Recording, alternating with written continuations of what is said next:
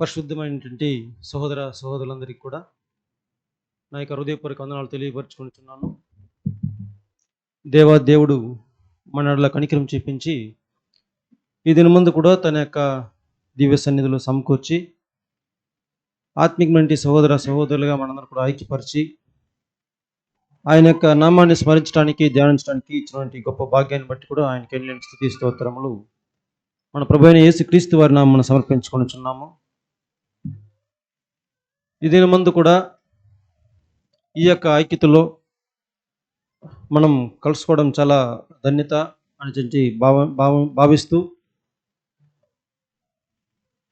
మనం దేవుని యొక్క వాక్యాన్ని ధ్యానించుకోవడం, ఆయన ప్రజలుగా ఆయన యొక్క పిల్లలుగా మనమందరూ కూడా ఆయన సన్నిధిలో మనము ఈ యొక్క విశ్వాస మార్గంలో ప్రయాణిస్తూ వస్తున్నాం చూసినట్లయితే అది చాలా దేవుని యొక్క కృప అని చెప్పి ఆయనకి మనం అందరూ కూడా కృతజ్ఞతాస్తుతులు చెల్లించడానికి రుణపడి ఉన్నామని చెప్పి తెలియపరచుకుంటున్నాను.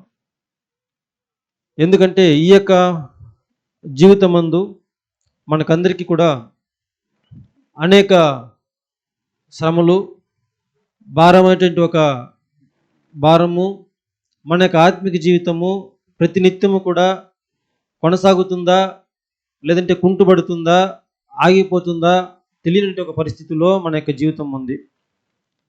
ఈ యొక్క చివరి దినాల్లో సహోదరులు మన్నలు తెలియపరిచిన విధంగా ఈ యొక్క గర్జించే సింహం లాంటి సాతాను ఎవరిని ఏ సమయమందు ఎలా మింగుతాడో తెలియనటువంటి ఒక పరిస్థితిలో మనమందరూ ఉన్నాం. ఆయనను దేవుని యొక్క కృప కాపుదల మనకందరికీ ఉందని చెప్పి గొప్ప స్థిరమైన విశ్వాసంతో ఈ యొక్క మార్గంలో మనం ప్రయాణిస్తున్నాము. కాబట్టి దేవునికే మనం మరొక మారు కూడా కృతజ్ఞతాస్తుతులు చెల్లించడానికి రుణపడి ఉన్నామని చెప్పి తెలియపరచుకుంటున్నాం. నేడు కూడా ఈ యొక్క వాక్యదానానికి వెళ్ళడానికి ముందు ఆధార వాక్యం మనం చదువుకునే విధంగా, మనుషుడు ఏమి విత్తుతాడో అదే పంటను కోయినుండే ఒక అంశాన్ని మనం చూస్తున్నాం. ఇదన్నీ కూడా సాధారణమైన ఒక క్యారెక్టర్ డెవలప్మెంట్గా పరిశుద్ధ గ్రంథంలో ఉన్నటువంటి అన్ని వాక్యాల లేదంటే అందరి యొక్క జీవితంలో జరిగినటువంటి ఒక సంఘటనల వారి యొక్క అనుభవాల ద్వారా మనం నేర్చుకోవాల్సిన ఒక పాఠంగా ఉంది. పరిశుద్ధ గ్రంథంలో రాయబడినటువంటి ప్రతి ఒక్కటి కూడా మనకు ఆదరణ కలిగిన నిమిత్తము, మనకు బుద్ధి కలిగిన నిమిత్తము, దాన్ని బట్టి మనం నేర్చుకునే నిమిత్తం రాయబడిందని చెప్పి మనం చదువుకుంటాం. కాబట్టి ఈ యొక్క గ్రంథంలో ఉన్నటువంటి అనేక విషయాలను, అనేక సంఘటనలు కూడా మనం ఈరోజు ధ్యానించవలసి ఉంది. ఇందులో దరిదాపు పాత నిబంధన గ్రంథంలో యొక్క చరిత్ర కూడా చాలా మట్టుకు వస్తుంది.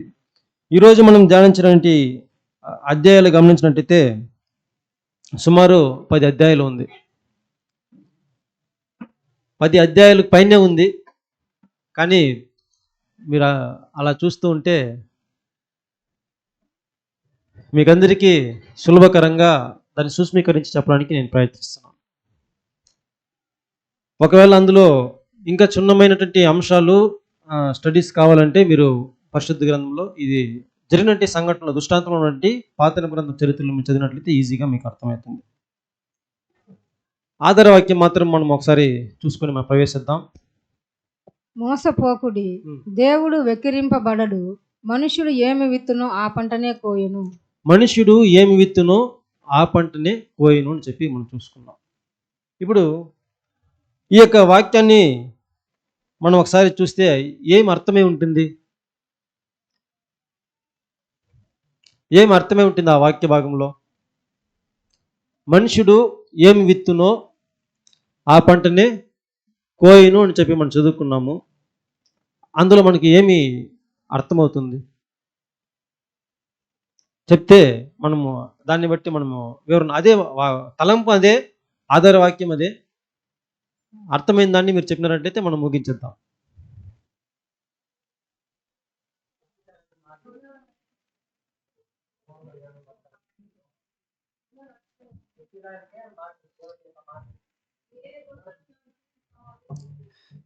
Thank you sister. ఏమి దేవుని యొక్క మాటలను మనము మన ద్వారా వ్యక్తపరుస్తామో అదే మన గుణలక్షణం ఏమైతే ఉందో అదే మనకి రిటర్న్ వస్తుంది. సరే, మీరు చెప్పిన విధంగానే ఈరోజు ఏ గుణము వ్యక్తపరిస్తే ఏ గుణం వస్తుందో మనము చూద్దాం. లేదంటే మనం ఏమి చేస్తున్నామో దానికి ఫలితము ఏమి అనుభవిస్తామో కూడా ఈరోజు మనము ధ్యానించబోతున్నాం సోదర సోదర.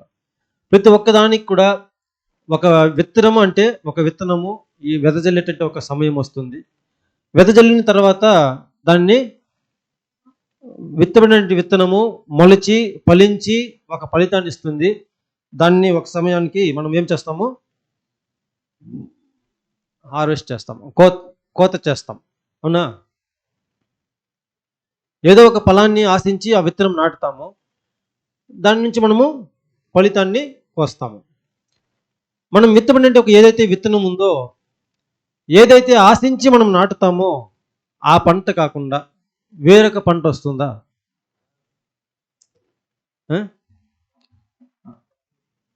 ఏ పంట విత్తితే అదే పంట వస్తుంది. సహోదరులు వేరే పంట వస్తుంది అని చెప్తారు.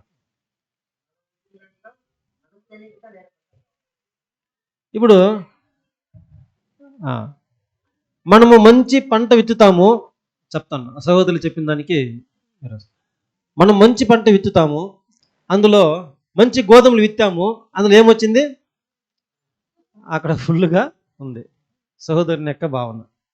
సరే, ఇప్పుడు మనం విత్తిన దాన్ని అక్కడ కోయాల్సి ఉంది. లేదంటే మనం మంచి పంట విత్తుతాము, ఆ పొలంలో ఏమొస్తుందంటే ముళ్ళ పొదలు వస్తుంది, అప్పుడు దాన్ని కోయాల్సి వస్తుంది. కానీ మనము మన యొక్క ఆత్మిక జీవితానికి అన్వయం చూసుకున్నట్లయితే ఏమైతే మనము విత్తుతున్నామో, ఏదైతే మనము చేస్తున్నామో దానినే మనము అనుభవిస్తాం. సరే, నువ్వు విత్తినావు, దాన్ని ఎవరికి వస్తారు? విత్తిబడినటువంటి దానిని విత్తింది ఒకరు, దాన్ని కోసేది మరొకరు. అవునా? ఎవరైతే విత్తుతారో వాళ్ళే కోస్తారు. ఎవరైతే విత్తనం విత్తుతారో అదే పంటను వాళ్ళు కూడా కోస్తారు అనేది వాక్యంలో మనం గమనించాల్సిన విషయం. సరే, ఇప్పుడు ఇందులో ఏమైనా డౌట్ ఉందా? పంట ఎవరైతే విత్తుతారో వారు మాత్రమే ఆ పంటను, అదే ఫలితాన్ని వాళ్ళు కోస్తారు. ఇప్పుడు అది ఇంగ్లీష్లో ప్లే చేయండి బ్రదర్, ఇంగ్లీష్లో ప్లే చేయండి. ఇంగ్లీష్ ఆప్షన్ పెట్టండి. ఇక్కడ చూడండి, పట్టకపోయినా కింద స్క్రోల్ పోతా ఉంది. That shall he also reap అంటే అతను కూడా దానిని కోస్తాడు. అంటే ఏదైతే ఒక మనుష్యుడు చేస్తున్నాడో అతడు కూడా దానిని అనుభవిస్తాడు. అతను కూడా ఆ యొక్క పనిని, ఆ యొక్క ఫలితాన్ని అనుభవిస్తాడు అనేది. ఇంకా చెప్పాలంటే ఒక మనిషి ఏమి చేశాడో అదే పనిని ఈ యొక్క వ్యక్తి కూడా చేయబడుతుంది అనేది దాని యొక్క అర్థం. ఇప్పుడు ఈ విధంగా ఆ యొక్క ఫలితం అనుభవించడం అనేది దేని మీద ఆధారపడి ఉంది? ఆ యొక్క విత్తేటువంటి విత్తనం మీద ఆధారపడి ఉంది. మనం ఏ పంట అయితే విత్తుతామో, మనం ఏదైతే ఆశిస్తామో అదే ఒక విత్తనాన్ని మనము విత్తాలి. కాబట్టి అది మనము గమనించుకోవాలి. ఏదైతే మనం ఆశించి కోయాలని అనుకుంటామో అదే మనం విత్తాలి. అక్కడ పంట కోత ఫలితము అనేది విత్తనం మీద ఆధారపడి ఉంటుంది. విత్తిన వారే ఇక్కడ కోస్తారని కూడా మనం చూస్తున్నాం సోదర. వేరే వాళ్ళు ఇక్కడ కొయ్యరు, అనుభవించరు. సరేనా? ఇలా ఈ యొక్క అంశాన్ని మనం గుర్తుపెట్టుకున్న తర్వాత మనం ఏమైతే పని చేస్తున్నామో, మనం ఏదైతే చేస్తామో దానినే మనం అనుభవిస్తాము, దాన్నే మనకి జీవితంలో కూడా దాన్ని భరిస్తాము, లేదంటే అనుభవిస్తాము అనేది నిజమైనట్లయితే పరిశుద్ధ గ్రంథం మనకి ఏం చెప్తా ఉంది? లేదంటే ఇలాంటి సంఘటనలు పరిశుద్ధ గ్రంథంలో ఎక్కడైనా జరిగిందా, ఎవరికైనా జరిగిందా అనేది మనం చూడబోతున్నాం. ఒక ఉదాహరణగా కొంతమందిని మనం చూస్తూ ఈ యొక్క వాక్యధనంలో స్పష్టమైన, లోతైన, ఇంకా ఒక అనుభవపూర్వకమైన ఒక విషయాలను గమనించి మనకి జీవితంలో మనము ఏ విధంగా వాక్యం సెలవిస్తూ ఉందో చూడబోతున్నాం. దీనికి ఉదాహరణ, మనకి తెలిసినటువంటి ఉదాహరణ చెప్పగలరా?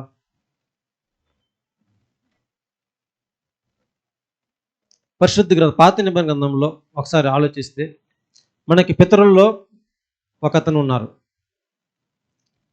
యాకోబు యాకోబు గారి నుంచి మనము ఇలా వచ్చినట్లయితే యాకోబు యొక్క జీవిత చరిత్ర, యాకోబు గారి యొక్క ఆ, మొత్తం కథ కూడా మీకు తెలుసు అనుకుంటాను. కాబట్టి నేను త్వరగా ముగించడానికి ప్రయత్నం చేస్తాను. యాకోబు గురించి మనకు తెలుసు. అతను ఏం చేశాడు తన జీవితంలో? తెలిసిందే చెప్పండి, పర్వాలేదు. ఆయన చేసినటువంటి గొప్ప విషయాలు, జ్యేష్ఠ పుత్రత్వాన్ని తీసుకోవడము, యాకోబు అంటేనే పేరుకి మోసగాడని చెప్పి అర్థం చెప్తున్నారు. Very good. ఆ మోసం చేసినటువంటి అంశాలు కూడా గమనించినట్టయితే జ్యేష్ఠ పుత్రతని తీసుకున్నాడు, ఏశావుకు రావాల్సిన ఆశీర్వాదాన్ని తీసుకున్నాడు. వాడికి పేరు తగ్గినట్టు నన్ను మోసం చేశాడని చెప్పి ఏశావు బాధపడతాడు. ఇప్పుడు అక్కడ జరిగినటువంటి సంఘటనలు మనం ఒకసారి చూసినట్లయితే ఆదికాండము 29వ అధ్యాయము మనం గమనించినప్పుడు అతను చాలా విషయాలను అక్కడ తనకి జీవితం మనం గమనించాల్సి ఉంది. ఏమిటంటే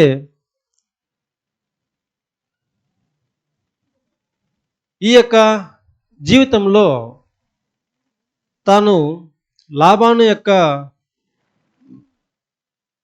కుమార్తెల వద్దకు వెళ్తాడు, కుమార్తె దగ్గరకు వెళ్తాడు. లాబానికి ఎంతమంది కుమార్తెలు? చాలా ప్రశ్నలు వస్తుంది. తెలిసిందని చెప్పండి, పర్వాలేదు. తెలియకపోయినా పర్వాలేదు, తెలిసినా పర్వాలేదు, సమాధానం రావాలనేది నా యొక్క ఆశ. లాబానికి ఎంతమంది కుమార్తెలు? పేర్లు వరుస క్రమాన్ని తప్పిపోతున్నాం మనం అనుకుంటా. లాబానికి 2 మంది కుమార్తెలు మాత్రం 2. ఆ వరుసలో చూసినట్టయితే లేయా పెద్దది, రాహేలు చిన్నది. యాకోబు గారు ప్రేమించింది రాహేలును. కానీ అక్కడ మొట్టమొదటిగా 7 సంవత్సరాలు పనిచేసి వివాహం చేసుకునేది మాత్రం ఎవరిని? తెలియకుండా చేసుకున్నది. ఏ యొక్క పెళ్లి కొడుకు కూడా ఇటువంటి పరిస్థితి రాకూడదు. పొద్దున్న లేచి చూసే లోపల అక్కడ జబ్బు కళ్ళు ఉన్నట్టు లేయా కనిపిస్తుంది. పాపం మోసపోతాడు, చాలా తన యొక్క అప్సెట్ అవుతాడు. వెళ్ళి లాబాను అడుగుతాడు చేసిన విషయం ఏమిటి అని. లాబాను చెప్తాడు చక్కగా, ఇది మా యొక్క ఊరి ఆచారం కాదు, పెద్ద కుమార్తె ఉండగా చిన్న కుమార్తెను వివాహం చేయడం.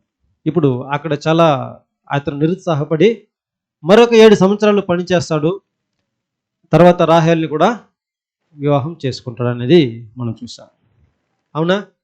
ఇప్పుడు తన యొక్క జీవితంలో ఈ విధంగా జరగడం ఒక సంఘటన అయితే, అంటే ఒక్కసారి ఇతను మోసపరచబడ్డం, తను చేసినటువంటి ఫలితానికి ఇక్కడ మనం చూస్తున్నాం. అయితే అతనికి జీవితం సరిపోయిందా? ఇంకొకసారి ఎక్కడైనా మోసపరచబడ్డా? యాకోబు గారు ఎక్కడ? మందలు, లాబాను మందను అక్కడ పంచే దాంట్లో అతను తప్పుగా పంచబడతాడు. అది మోసము, అంటే అది అంత ఎఫెక్టివ్గా మోసం ఉండదు. కానీ అతనికన్నా ఎక్కువ మందులు వచ్చేస్తుంది. ఇంకొక విషయం, తన యొక్క వృద్ధాప్య దశ యందు తనకు ఎంతమంది పిల్లలు? యాకోబుకి. అవునా? డౌటా?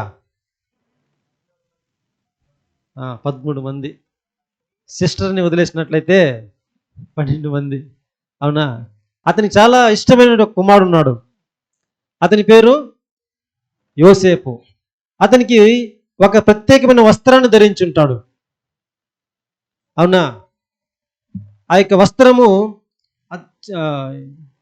రంగుల వస్త్రమా, చేనేత వస్త్రమా, డిజైన్ చేసి ప్రత్యేకమైన వస్త్రం అతనికి వేస్తాడు. అతనికి సహోదరులు కూడా ఒక పేరు పెట్టారు, కళలు కనేవాడని. సరే, అది ఏం కళ అనేది మనకి వద్దు. ఇక్కడ ఏం జరిగిందని మాత్రం మనం చూస్తాం.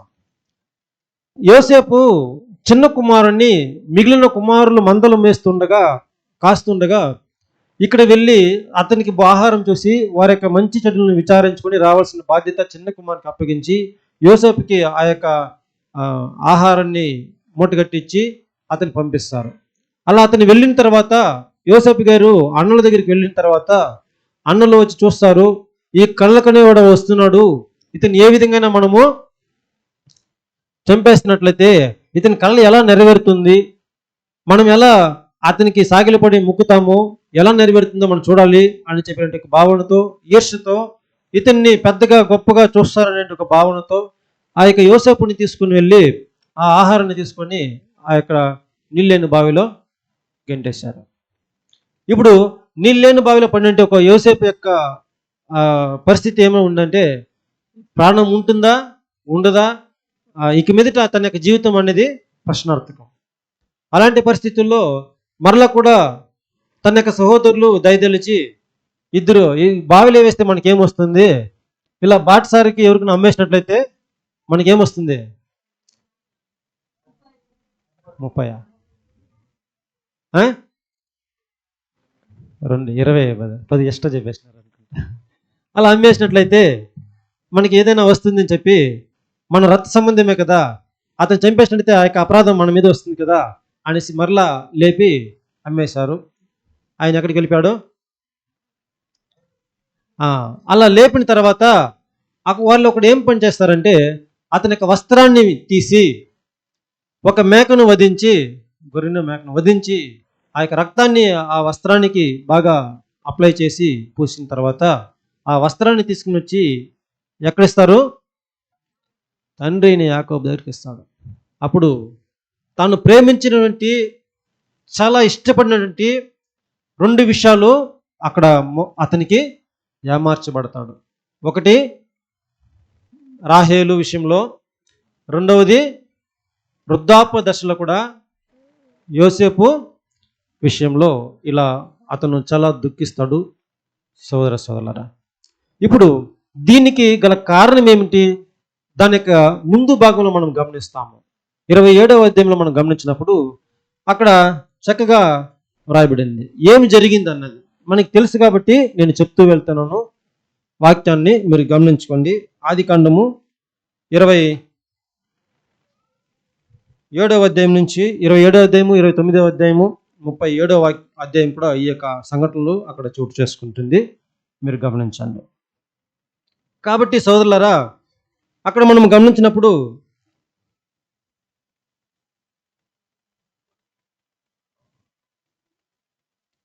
27:9 మాత్రం చదవండి సిస్టర్.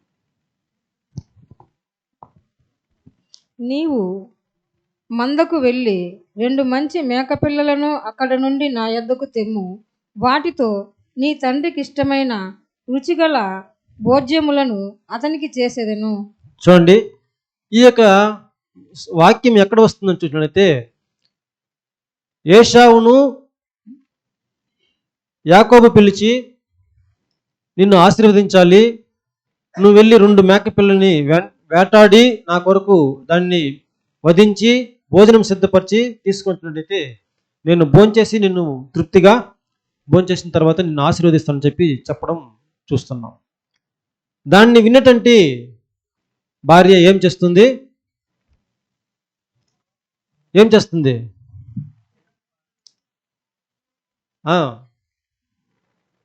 మీరు చెప్పేస్తే ఫాస్ట్గా వెళ్ళిపోదామని చూస్తాను. యాకోబుని పిలిచి ఈ విధంగా చెప్తుంది. ఏ విధంగా? ఇప్పుడు మనం చదువుకున్న వాక్య ప్రకారం, వెళ్ళి మందలో నుంచి 2 మేక పిల్లలను తీసుకుని వచ్చి, గొర్రె పిల్లల మేక పిల్లల 2 మేక పిల్లలను తీసుకొచ్చి ఏం చేయాలా, అది వధించి నాకు ఇవ్వు, నేను బాగా వండి పెడతాను. దాని తర్వాత ఆ యొక్క తోలుని, ఏశావు యొక్క వస్త్రాన్ని ధరించడము, మేక యొక్క తోలుని చేతికి కట్టి రోమాలు ఉండేటట్లు యాకోబుకి చేసి తండ్రి దగ్గరికి తీసుకెళ్ళడం అక్కడ మనం చూస్తున్నాం. అంటే ఇప్పుడు ఇక్కడ మనం తల్లి చెప్పినటువంటి విషయము, ఎందుకు 2 మేక పిల్లల్ని తీసుకోమని చెప్పింది? ఒకటి చాలదా అనేది ప్రశ్న కదా. అందుకే ఇక్కడ తాను చేసినటువంటి 2 మేకపిల్లల్ని వధించాడు. అక్కడ 2 సార్లు ఏం చేయబడింది అతనికి? మోసము. అంటే తన యొక్క ఏదైతే ఇక్కడ చేశాడో అదే ఒక ప్రతిఫలాన్ని అతని తగ్గ జీవితంలో 2 సార్లు అనుభవించాడు అనేది మనకి స్పష్టంగా అది సమతుల్యంగా మనకు కనబడుతోంది సౌరస్వాల. ఈ యొక్క విషయాలన్నీ కూడా మనం గుర్తు చేసుకున్న తర్వాత ఎక్కువ ఫాస్ట్గా వెళ్తున్నానా లేక స్లోగా వెళ్తున్నానా అర్థమైతే నెక్స్ట్ ఉదాహరణకి మనం వెళ్దాం. ఇది యాకోబు జీవితంలో జరిగినటువంటి ఒక ఏదైతే తను విత్తినాడో, ఏదైతే అతను చేశాడో, తన యొక్క జీవితంలో వృద్ధాపైన కూడా ఆ 2 విషయాలను కూడా ఆయన అనుభవించాడు. అంటే పంటను కోశాడు. అదే మనం చూస్తున్నాము, ఏదైతే విత్తుతామో అదే పంటను మనము కోస్తామన్నది. యాకోబు ఇక్కడ ఆ విధంగా చేశాడు. 2 మేకలను అతను వధించి అతను చేశాడు. 2 సార్లు తనకి జీవితంలో చాలా మోసపోయాడు. తర్వాత ఒక ఉదాహరణ మనం గమనించినప్పుడు, ఇది అందరికీ తెలుసు అనుకుంటాను, దావీదు గారి జీవితంలో జరిగిన సంఘటనలు. ఆయన గురించి చాలా స్టడీస్ చేసినాము కాబట్టి చిన్న చిన్న ప్రశ్నలు అడుగుతాను, మీరు సమాధానం చెప్తే మనకి సులభంగా అర్థమవుతుందని చెప్పి భావిస్తాను. 2 సమయాలు 11వ అధ్యాయము, 12వ అధ్యాయము, 13వ అధ్యాయము, 18వ అధ్యాయము, ఈ యొక్క అధ్యాయంలో ఉన్నటువంటి సంఘటనలను ఇప్పుడు నేను వివరిస్తున్నాను. చదవడం లేట్ అవుతుంది కాబట్టి నేను చెప్తున్నాను. ప్రతి ఒక్క విషయం కూడా మీరు వాక్యంలో ఆ యొక్క అధ్యాయంలో మీరు గమనించవచ్చు. లేదంటే ఏమైనా డౌట్స్ ఉన్నా కానీ మీరు అడగవచ్చు. ఇక్కడ దావీదు గారికి తనకు జీవితం చేసినటువంటి తాను విత్తినటువంటి ఒక విత్తనం ఏమిటి?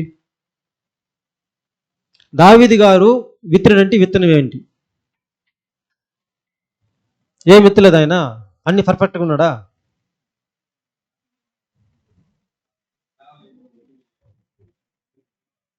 ప్రధానమైనది మోసమైనది. ఇప్పుడు అంశానికి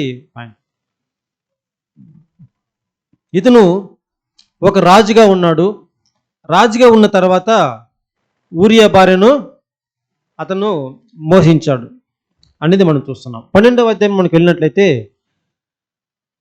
దానిని ఎవరు వ్యక్తపరుస్తారు, ఎవరు ఎత్తి చెప్తారు? దావీదు గారు రాజు అయిన తర్వాత యుద్ధం జరుగుతూ ఉంది. యుద్ధం జరిగే సంఘటనలో రాజుగారు ఎక్కడ ఉండాలి?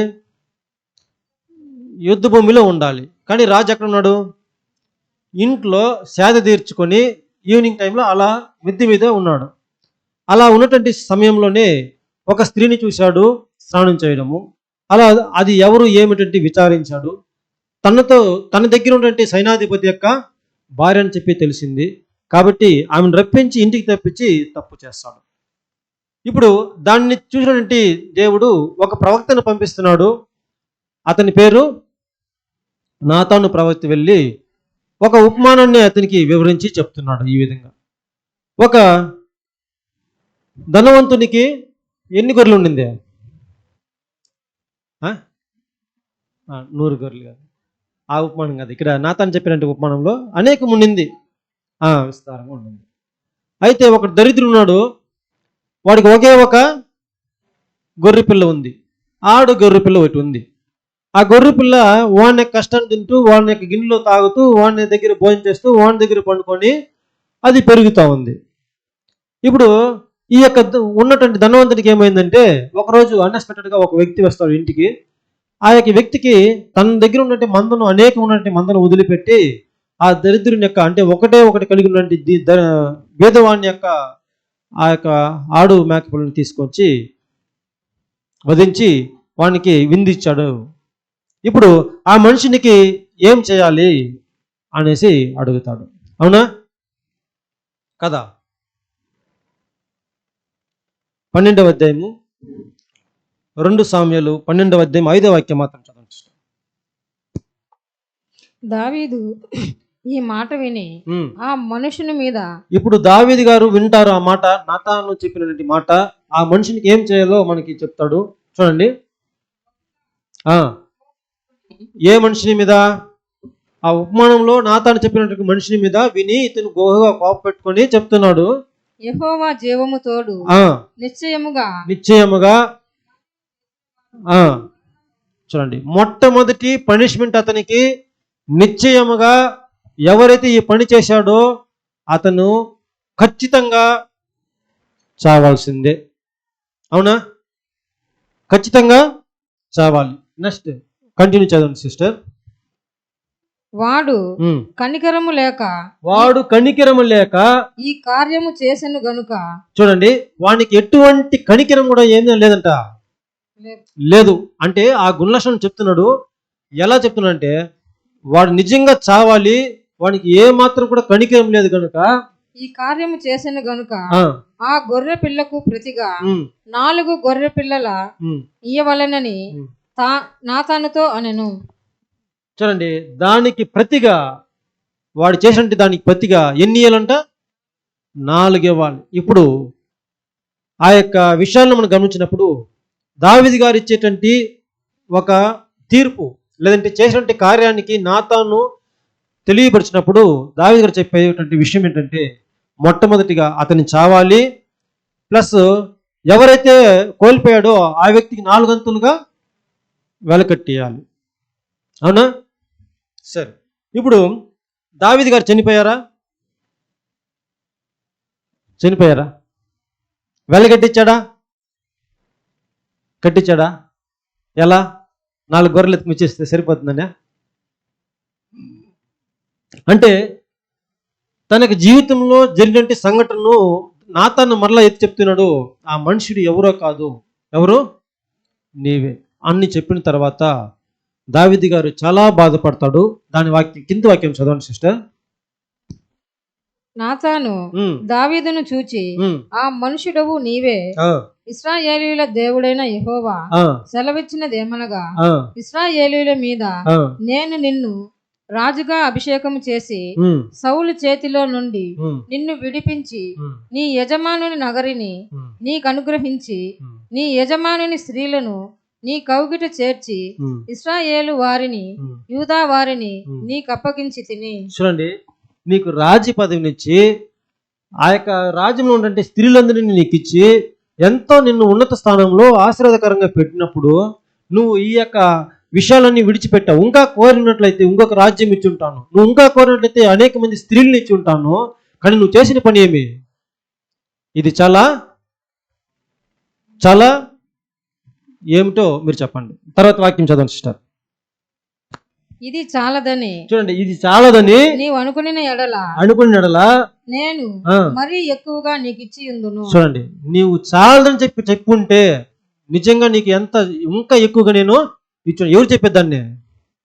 ఎవరు చెప్తున్నారు అంటే దేవుడు దావీదు గారికి ఇలా ఎక్స్ప్లెయిన్ చేస్తున్నాడు. బాధపడి దావీదు గారిని హెచ్చరిస్తున్నాడు. కింది వాక్యం చదవండి సిస్టర్.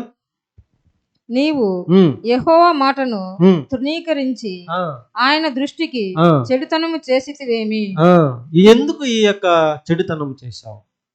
అడుగుంటే ఇచ్చుంటాను కదా, ఇలా మోసం చేయడం చాలా తప్పు కదా, ఎందుకు ఈ కీడు చేసావు అని చెప్పి ప్రశ్నిస్తాము. దాని తర్వాత హిత్తీయుడగు ఊరియాను కత్తి చేత చంపించి అతని భార్యను నీకు భార్య ఎగునట్లుగా నీవు పట్టుకొని ఉన్నావు. చూడండి, జరిగినటువంటి సంఘటనలన్నీ కూడా ఈ విధంగా మోసంగా ఆ యొక్క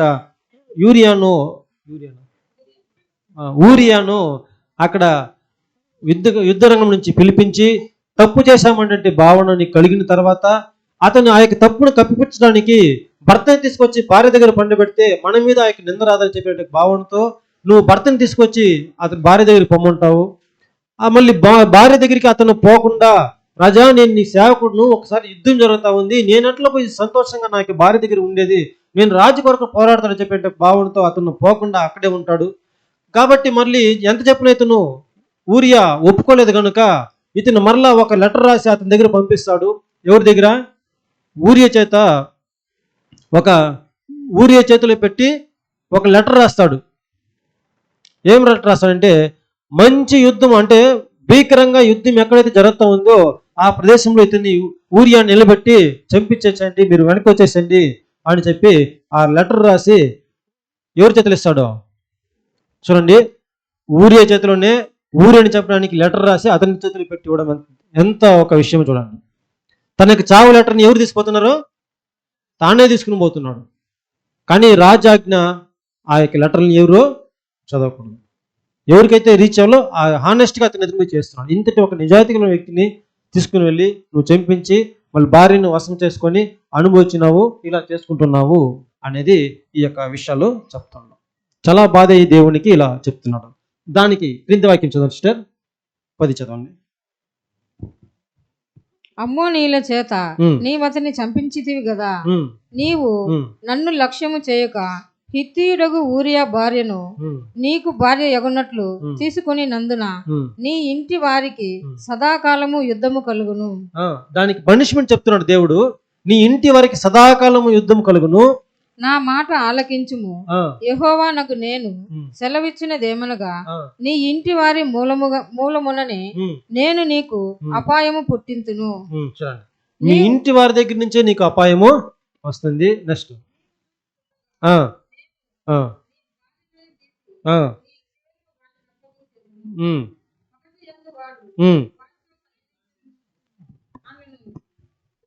వైర్ కొద్దిసేపు. ఇప్పుడు నీకు ఏదైతే చేశావో అదే ఒక పరిస్థితి పట్టపగలు నువ్వు రహస్యంగా చేశావో అదే విషయాన్ని బట్టబయలు చేసి పట్టపగలు నీ యొక్క భార్యలు కూడా జరుగుతుంది అనే విషయాన్ని అక్కడ రాయడం మనం చూస్తున్నాం. చూడండి సిస్టర్, చదవండి సిస్టర్.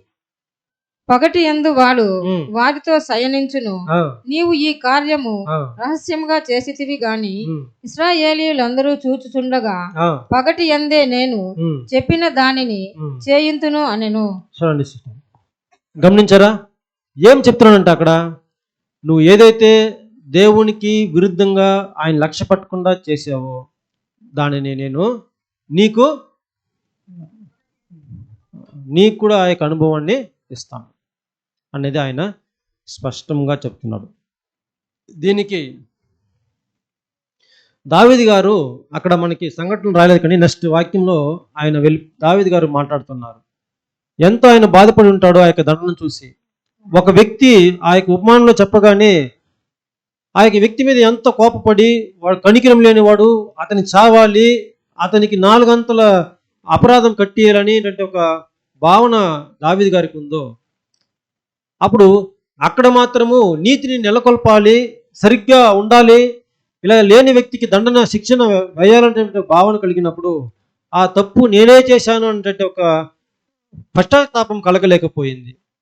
అది తెలియపరిచిన ఆ వ్యక్తి నువ్వే, ఆ మనుషుడు నువ్వే అని చెప్పి తెలియపరిచిన తర్వాత అతను ఎంతో కృంగిపోయి దేవుని యొక్క తీర్పును విన్న తర్వాత ఎంతో దుఃఖంతో అతను క్షమాపణ వేడుకుని ఉండొచ్చు, పశ్చాత్తాపడి ఉండొచ్చు, దేవుని సన్నిధిలో మొరపట్టి ఉండొచ్చు. దానికి ఆ కింది వాక్యం ఏం చెప్పబడుతుందో చూడండి.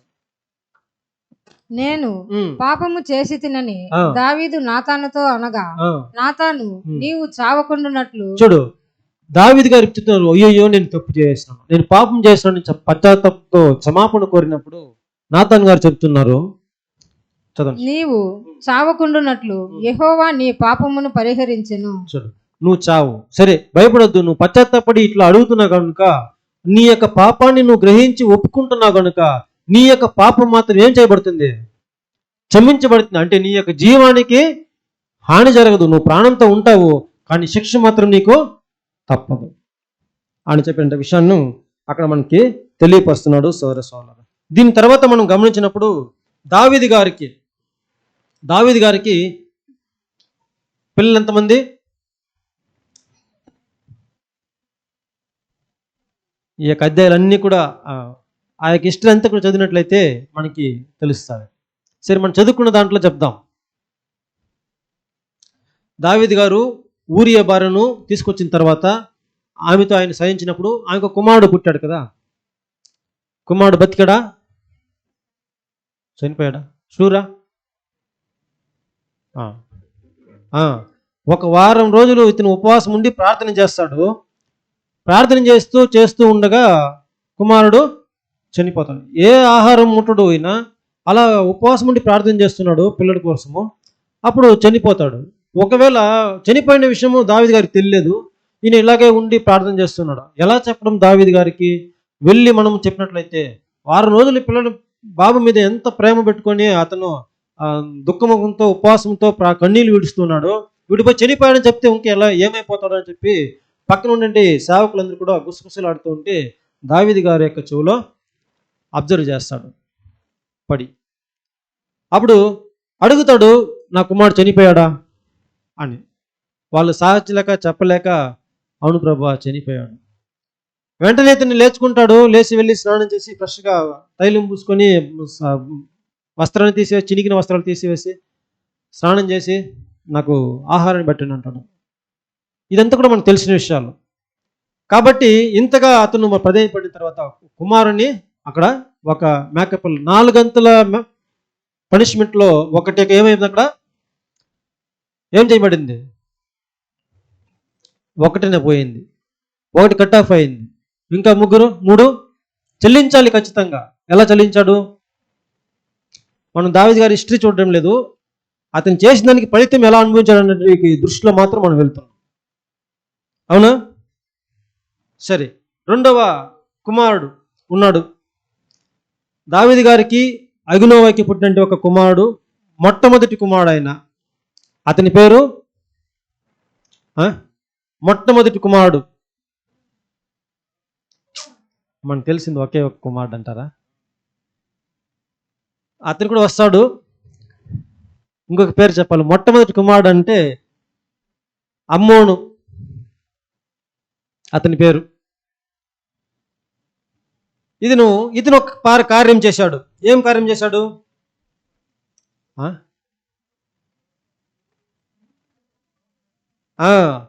తన యొక్క సహోదరుని ఇతను ఇష్టపడ్డాడు. ఇది 13వ అధ్యాయంలో మనకి వివరణ ఉంది. అబ్షలోము యొక్క చెల్లి. అబ్షలోము ఎవరు చెప్పండి బ్రదర్స్? సరే, అంటే ఆమె కూడా ఏమవుతుంది? చెల్లికి అవుతుంది. ఇప్పుడు అబ్షలోము చెల్లిని, ఆమె పేరు తామరుని ఇక్కడ అమ్మోను ఇష్టపడతాడు. అమ్మోనికి ఒక మంచి స్నేహితుడు ఉండేవాడు. అతని పేరు యోనాదాబు. అవునా? అతను కపటంగా ప్లాన్ వేసేదంటే నెంబర్ 1 దిట్ట. ఎలాంటి మంచి ఫ్రెండ్ చూడండి. ఇతను ఏం చేస్తాడంటే ఒక ప్లాన్ ఇస్తాడు. ఎవరికి? అమ్మోనికి. అమ్మోను ఈమెను తలుచుకుంటూ సిక్కైపోతూ ఉంటాడు. అలాంటి సమయంలో ఫ్రెండ్ ఇతను యోనాదాబు వచ్చి, ఎందుకు ఇలా ఫీల్ అయిపోతున్నావు, సిక్కైపోతున్నావు అని అడిగినప్పుడు, ఈ విధంగా నేను తామరని ఇష్టపడ్డాను, నా చెల్లిని అంటాడు. అయితే ఒక ప్లాన్ ఇస్తాను, చెయ్యని చెప్పాడు. ఏం చెప్పు? నువ్వు ఫుల్గా వీక్ అయిపోయినట్టు, అనారోగ్య పాలైనట్లు బెడ్ మీద పండుకో. మీ నాయన వస్తాడు. మీ నాయన వచ్చిన తర్వాత నీ కోరిక నాయనకి చెప్పు, ఆయన నెరవేరుస్తాడు. ఏం చెప్తామంటే, నీ చెల్లిని మాత్రం నాకు సేవ చేయడానికి, ఆహారాన్ని సిద్ధపరచడానికి రమ్మని చెప్పు నీ గదిలోకి. ఆమె వచ్చిన తర్వాత నువ్వు బలవంతం చేసి నువ్వు ఇష్ట ప్రకారం యూజ్ చేసుకొని చెప్పి ఆలోచన చెప్పి వెళ్ళిపోతాడు. అదేవిధంగా ఇతను బెడ్లో పండుకుంటాడు. తండ్రి వచ్చినప్పుడు అడుగుతాడు, నాకు చెల్లిని ఆహారాన్ని ఇచ్చి పంపించు అని చెప్తాడు. ఆమె వచ్చి వంట చేసి నాకు పెట్టాలని చెప్తాడు. ఆమె వంట చేసుకుని వచ్చి హాల్లో పెడుతుంది. హాల్లో వద్దు, బెడ్రూమ్ తీసుకురా అంటాడు. బెడ్రూమ్ తీసుకుని పోయిన తర్వాత పనులందరినీ కూడా బయట పంపించి అతను అక్కడ ఆమెని చేపేస్తాడు. అంటుంది, ఇజ్రాయేల్ ప్రజలకి ఇది తగదు, రాజుల వంశంలో ఉంటే మనకి ఇది తగదు. ఒకవేళ నువ్వు నన్ను ఇష్టపడినట్లయితే నాన్నకి చెప్పి పెళ్లి చేసుకొని కాపురం చేసుకో తప్ప ఇలాంటి పనులు చేయదని చెప్తుంది. అయినా కూడా ఆమె మాట వినకుండా వాళ్ళు చేస్తాడు. ఇప్పుడు ఇది జరిగినటువంటి విషయం తర్వాత ఆమె బయటకు వచ్చి వస్త్రం చింపుకొని బూడిదని చల్లుకొని ఏడ్చుకుంటూ తన అన్నగారి యొక్క అబ్షలోము దగ్గరికి వెళ్తుంది. అబ్షలోము చెప్తుంది, ఇలా చేపేశాడు అన్న అమ్మోను అని. సరే మా చెల్లి, అన్నే కదా చేశాడు, సైలెంట్గా ఉండు. ఇది ఏమంటారు, మానప్రచన, అవమానకరమైన విషయం బయట చెప్పుకుంటే సిగ్గుచేటు, నువ్వు సైలెంట్గా ఉండు అని చెప్పి అట్లనే దాన్ని మరుగుపరిచి పెట్టుకుంటాడు. 2 సంవత్సరాల తర్వాత అతను ఏం చేస్తారంటే, గొర్రెలకు బొచ్చి కత్తిరించేటువంటి ఒక సమయం వస్తుంది. అలాంటి సమయం ఇజ్రాయెల్ ప్రజలు వచ్చినప్పుడు అది చాలా గ్రేట్గా గొప్పగా చేసుకునేవారంట. ఎందుకంటే హార్వెస్ట్ మనం ఎలా అయితే పంట కోసి డబ్బులు సంపాదించుకున్న తర్వాత దాన్ని ఒక వాతావరణం ఎలా ఉంటుందో ఆ విధంగా అక్కడ బొచ్చి కత్తిరించి అమ్ముకుంటే బాగా ఇది వస్తుంది కాబట్టి అప్పుడు అందరికీ విందులు పెట్టేవారు. అప్పుడు ఈ యొక్క అబ్సలోం వెళ్ళి నాన్నగారిని అడుగుతాడు, నాన్న ఈ విధంగా నేను మాకు గొర్రెల పండుగ వచ్చింది, కటింగ్ టైం వచ్చింది, మీరు వచ్చినట్టయితే మీకు విందు వేయాలని చెప్పి అనుకుంటున్నామని చెప్పి. దావీదు గారు ఒప్పుకోరు, నాకు విందు వద్దు, నేను రానైనా మీరు వెళ్ళి మీరు చేసుకొని అంటాడు. సరే నువ్వు రాకపోతే నీ కుమారులన్నా పంపించు, అన్నలన్నా పంపించు నా దగ్గరికి అంటాడు. అన్నలు ఎందుకు, అవసరం లేదులే, మీరు వెళ్ళి మీరు చేసుకుని అంటాడు. అయినా కూడా అబ్సలోము తనలో ఉన్నటువంటి పగ వల్ల తనలో అది ఏమైనా సందర్భాన్ని బట్టి యూజ్ చేసుకోవాలని చెప్పే విషయంతో దావీదు గారిని చాలా చాలా రిక్వెస్ట్ చేసుకుని మోసంగా అన్నల్ని రప్పిస్తాడు. ఎక్కడికి? ఏడికి రప్పిస్తాడు? ఆ పండుగకి వాళ్ళు ఉన్నటువంటి ఒక ప్రదేశానికి ఆయన రప్పించి అతన్ని సేవకులు చెప్పి బాగా అతను విందుకు వస్తాడు, భోంచేస్తాడు, కొద్దిగా ఎక్కువ వేసి మంది వేసి బాగా ఉన్నప్పుడు ధైర్యంగా వేసేయండి, రాజకుమారుడు కదా, ఇతను కూడా రాజకుమారుడే, చెప్పింది మీరు కరెక్ట్గా చేసేయండి అని చెప్పి ధైర్యపరిచి వాళ్ళని చెప్తాడు. అవన్నీ కూడా మనకి క్రింది వాక్యాల్లో ఉంది 13వ అధ్యాయంలో. ఇప్పుడు ఈ విధంగా చెప్పిన తర్వాత అక్కడ సేవకులు వచ్చి అతన్ని చంపేస్తారు. చంపిన తర్వాత ఈ యొక్క విషయము ఎవరికి వెళ్తుంది? దావీదు గారికి వెళ్తుంది. ఇప్పుడు ఎవరు చనిపోయారు? దావీదు గారి కుమారుడు అమ్మోను ఇక్కడ చనిపోయాడు. రెండవ గొర్రె పరిహారంగా ఇవ్వబడింది. చాలా దుఃఖిస్తాడు దావీదు, చాలా దుఃఖిస్తాడు. ఇప్పుడు ఆ యొక్క కుమారుల యొక్క వరుసలో ఏం చేయబడుతుందంటే, ఇప్పుడు ఏం చేయాలా? అబ్సలోము చంపించేశాడు. ఇప్పుడు రెండవ కుమారుడు చనిపోయాడు. తర్వాత అబ్సలోము ఏం చేస్తాడంటే ఈ యొక్క ఊరు విడిచిపెట్టి ఎస్కేప్ అయిపోతాడు. ఎక్కడికి? యాడికి వెళ్తారు బ్రదర్? పక్క ఊరికి వెళ్ళి అక్కడ సెటిల్ అయిపోతాడు. ఇక్కడ ఈ యొక్క విషయం 18వ అధ్యాయంకి వెళ్ళిపోతుంది. కొన్ని రోజుల తర్వాత, సంవత్సరాల తర్వాత,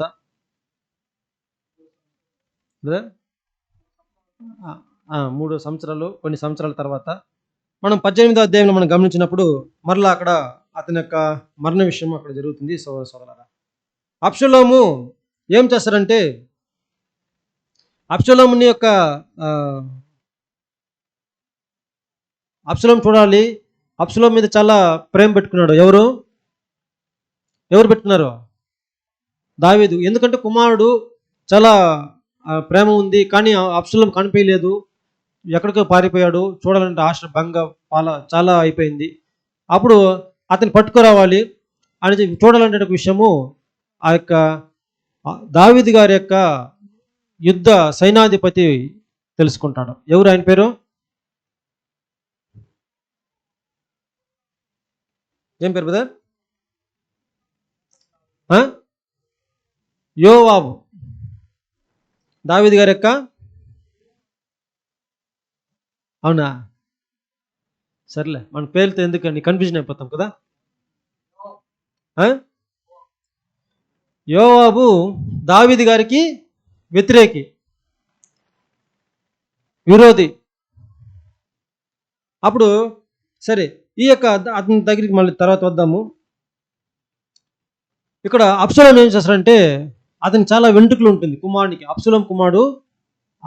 దావీదు కుమారుడు అబ్షలోముకి చాలా వెంట్రుకలు పొడుగ్గా ఉంటుందంట. అతన్ని ఈ యొక్క దావీదు గారి యొక్క సైనాధిపతులు పట్టుకోవడానికి వెళ్ళినప్పుడు అతను గుర్రం మీద పారిపోతూ ఉంటాడు. అలా పారిపోతూ ఉంటే ఆ యొక్క చెట్ల కొమ్మల మధ్యలో ఇతను గుర్రం మీద పోతూ ఉంటే ఆ ఎంట్రుకలు ఎగిరి ఆ యొక్క కొమ్మలకి చెక్కుబడుతుంది. అలా చెక్కుబడిన తర్వాత ఎంట్రుకలు మాత్రం కొమ్మలకి గట్టిగా తగులుకోవడం వల్ల గుర్రం వెళ్ళిపోతుంది. అతని ఎంట్రుకలు మాత్రం పైకి తగులుకొని వేలాడుతూ ఉంటాడు చెట్టు పైనుంచి.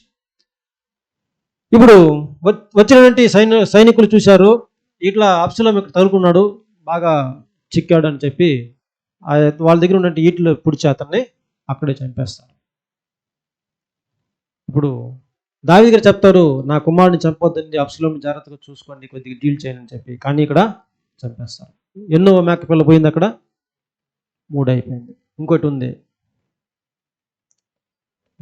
వాక్యం అక్కడ నాతాను గాలి ఇక్కడ ఏమైతే ఆయన చేశాడో, ఏదైతే అతను అక్కడ దేవుని సన్నిధిలో ఒప్పుకున్నాడో, తీర్పు ఇచ్చాడో, అదే అతనికి ఒక 4 గొర్రె పిల్లగా, ఇక్కడ 4వ గొర్రె పిల్లగా తన యొక్క 4వ కుమారుడు కూడా చనిపోవడం గమనిస్తాం సోదరులారా. అతని పేరు అదోనియా. పేరు అదోని. ఇప్పుడు అతను ఏం చేస్తారంటే రాజ్యం మీద ఆశపడతాడు. దాని తర్వాత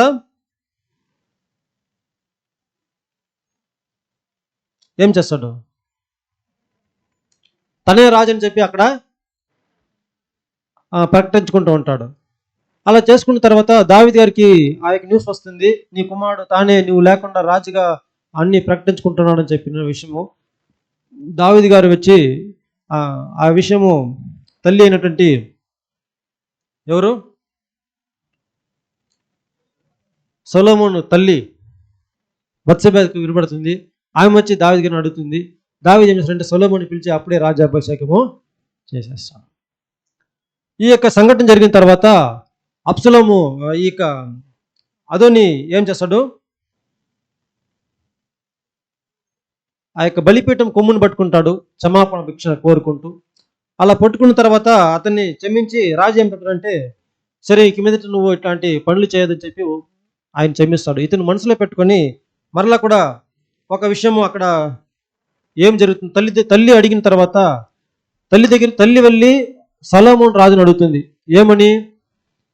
అదోని అతను వదిలేయండి, అతనికి ఒక వివాహం చేయించాలి అని చెప్పి అడిగిన తర్వాత ఇతను ఏం చేస్తాడంటే అతను చేసినటువంటి ఒక తప్పిదాన్ని మనసులో పెట్టుకొని ఇలా పగ తీరుస్తాడంట. ఏం చేశాడంటే అతను దావీదు గారి యొక్క విరోధిగా సైన్యంలో, దావీదు గారి యొక్క శత్రు సైన్యంలో, అదే చెప్పినాం కదా యోవాబు యొక్క సైన్యంలో అతను క్లోజ్గా ఉండడం, అతని అక్కడ విరోధి యొక్క సైన్యం చేరిపోయి ఉన్నాడు, అతనికి నేను ఎలా ఫేవర్ చేసేదని చెప్పి అతను ప్లాన్ చేసి అతన్ని కూడా చంపించేస్తాడు సొలొమోను. లాస్ట్గా చంపించేది సొలొమోను అతనేనా? ఆయనే. కాబట్టి ఈ 4వ పనిష్మెంట్ కూడా అక్కడ గొర్రె పిల్ల కూడా చనిపోయింది. దావీదు గారి యొక్క కుమారుల్లో ఈ 4 కూడా చనిపోవడం దావీదు గారికి సరైనటువంటి ఒక విషయంగా మనం వాక్యంలో చూస్తాం సోదర. ఎందుకంటే వాక్యం చదివించిన విధంగా అతను ఏమైతే వెతుతాడో అది అక్కడ కోసాడు. ఎటువంటి ఒక మార్పు లేదు, అంటే ఎటువంటి ఒక ఎక్స్క్యూజ్ లేదు, ఎటువంటి ఒక క్షమాపణ అక్కడ అందులో శిక్ష మాత్రం కంపల్సరిగా మనం అనుభవించాలనేది గుర్తుపెట్టుకుందాం. క్షమాపణ అనేది దేవుడు ఇచ్చేటువంటి ఒక క్షమాపణ ఉంటుంది. ఫర్దర్గా మనం ఏదైతే తప్పు చేశామో దానికి తగిన శిక్ష ఖచ్చితంగా మనము అనుభవించాలి అనేది ఈ యొక్క సంఘటనల నుంచి మనము గ్రహించుకున్నాం. మరొక ఉదాహరణకి వెళ్దామా? మరొక ఉదాహరణ మనం చూసినట్టయితే ఎస్తేరు గ్రంథంలో ఉన్నటువంటి ఒక క్యారెక్టర్. ఇప్పుడు ఎస్తేరు గ్రంథం అంతా మీకు చెప్పాలి. ఎస్తేరు గ్రంథం తీస్తేనే మనకి గుర్తొచ్చేది ఎవరు? మెయిన్ క్యారెక్టర్స్ ఎస్తేరు, రూతు. అక్కడ ఒక రాజు ఉంటాడు, ఆమాను, మొర్దెకై, ఎస్తేరు, రాజు పేరు దర్యా.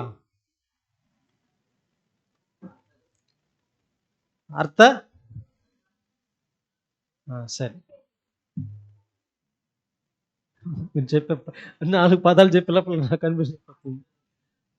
సరే, ఏదో ఒక రోష్. ఇప్పుడు అహష్వేరోష అనే ఒక రాజు అక్కడ ఉంటాడు. ఆయన కింద ఎవరు ఉంటారు? ఆమాను ఉంటాడు. ఈ యొక్క మొర్దెకై, ఎస్తేరు బానిసలుగా చెరపట్టబడి పోయి ఉంటారు. ఇప్పుడు వీళ్ళందరూ కూడా ఇజ్రాయెల్ ప్రజలు, యూదులు చెరపట్టబడి అక్కడ వెళ్ళిన తర్వాత ఇక్కడ ఆమానికి చాలా గర్వము. తనకి ఒక భార్య ఉంటుంది. ఏం పేరు? సరేలే.